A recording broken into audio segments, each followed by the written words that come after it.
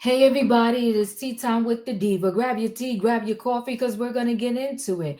This tea time is dedicated to a wife, a mother, a grandmother whose husband was locked away for life because he unalived four people and he was never, ever, ever, ever going to get out of the jail.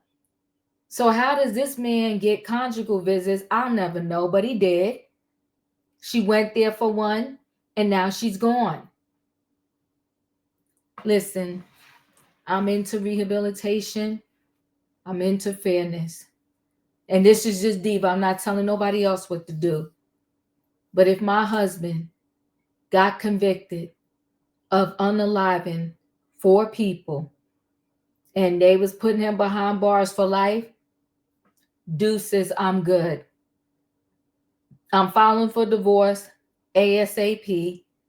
I'm not putting no money on his books. I'm not coming to visit him. And I'm definitely not coming to visit him and stay overnight and sleep with him. What kind of life is that? He's never, ever getting out of jail. And now all of a sudden you went to visit him and you're gone. Hold on, guys. Let me share a screen so we can get more into this story. And we probably will most likely address this too tonight on Trending Topics. Let's take a listen. Spoke with the victim's family, and they're demanding answers. They want to know why an inmate with such a violent history like this was allowed to have unsupervised visits in the first place. The most giving, kind-hearted person. 62-year-old Stephanie Dowles was always trying to help others. Her mother, Ovita Wilson, says, I would often tell my sweetheart, you can't save the world. Dowles was a mother herself to two sons, grandmother to six. She was a hairstylist and a small business owner in the Los Angeles area, known to her family as Stevie. We spoke to them on Zoom. Stevie was literally the glue that held the family together, making her loss all the more difficult. We were just devastated. Dowles died during an overnight visit with an inmate at Mule Creek State Prison in Ione just before 3 a.m. last November. Now, 4 months later, the Amador County coroner confirmed her family's fears, finding the death was a homicide. The coroner says she was strangled. How could they just, let this happen and just don't get it? Armand Torres says the prison should be held accountable.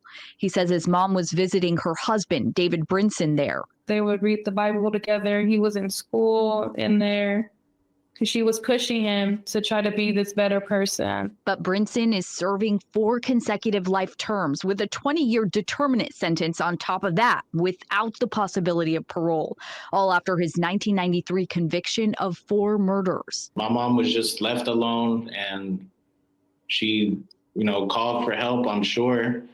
And there's nothing she could do. Officials say the criminal investigation is still underway. So as of now, no one's been charged with Dowles' murder. But it happened during a family visit, which the California Department of Corrections and Rehabilitation website describes as a visit in private apartment-like facilities on prison grounds that can last approximately 30 to 40 hours. It was just after 2 a.m. on November 13th when CDCR says Brinson used the phone in that apartment-like facility to tell officers his wife had passed out. Given the history that this guy has already, we kind of just, wanted to know how is it even, possible for them to be unsupervised. The CDCR website shows inmates blocked from those privileges are limited to those on death row, those convicted of sex offenses, those going through the reception process upon arrival to a prison, or anyone under disciplinary restrictions. There's no mention of multiple murder convictions. Do you think that policy should change moving forward? It has to. There has to be something has to be done because it's not fair. CDCR says inmates have to meet strict criteria for these family visits, like sustained good behavior, for example. And they say the visits are meant to support family connection and rehabilitation. And Dowles' family did say that she had visited Brinson several times before this, and those visits seem to have gone well. So they say at the time they didn't really think much of it, like they now believe they probably should have. Back to you. And our investigative team also looked into what, if any, security measures are in place during those prison visits. The CDCR operations manual shows that inmates have to present themselves for account at least 4 times within a 24-hour period. And the watch commander can also order unscheduled inspections. But otherwise, the manual explains every effort is made to ensure the inmate's privacy. You deserve privacy when you did all of that. You charged with unaliving 4 people, and now probably 5. Your own wife. Okay, hold on one second. Mass murderer allegedly strangles wife during conjugal visit. How could they let this happen? A mass murderer strangled his wife during a conjugal visit in his California prison, according to prosecutors. David Brinson, already serving life for 4 murders, had claimed that his wife, Stephanie Dowds, a 62-year-old grandmother, had fainted when she was found dead at the unsupervised overnight visit last November at Mule Creek State Prison near Sacramento. But an investigation showed that the wife had been throttled, with her death ruled a homicide. Prosecutors said they are waiting for cops to wrap up their investigation before they file further charges against the husband, who is already serving life without the possibility of parole for gunning down 4 people during a 1994 robbery. It was not immediately clear how long the pair had been married. However, Dow's 2 children are demanding to know how she could have been left alone with a known violent killer. Well, she went there before. It's just a shame. How could they just let this happen? I just don't get it. Her son, Armand Torres, told the outlet. Given the history that this guy has, we kind of wanted to know how it's even possible for them to be unsupervised. My mom was just left alone, and she called for help, I'm sure, and there's nothing she could do, he added. The only inmates currently banned from so-called family visits, which are held in private apartments like facilities on prison grounds and can last up to 40 hours, are those on death row or sex offenders, the California Department of Corrections site states.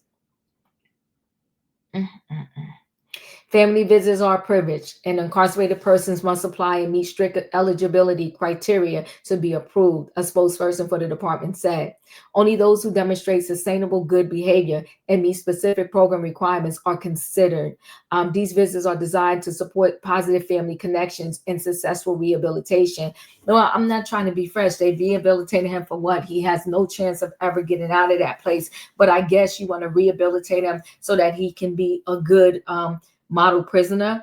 Dow's daughter-in-law, Natalia, I don't want to mess up her last name, said the slain victim was pushing her spouse to be a better person despite his checkered past.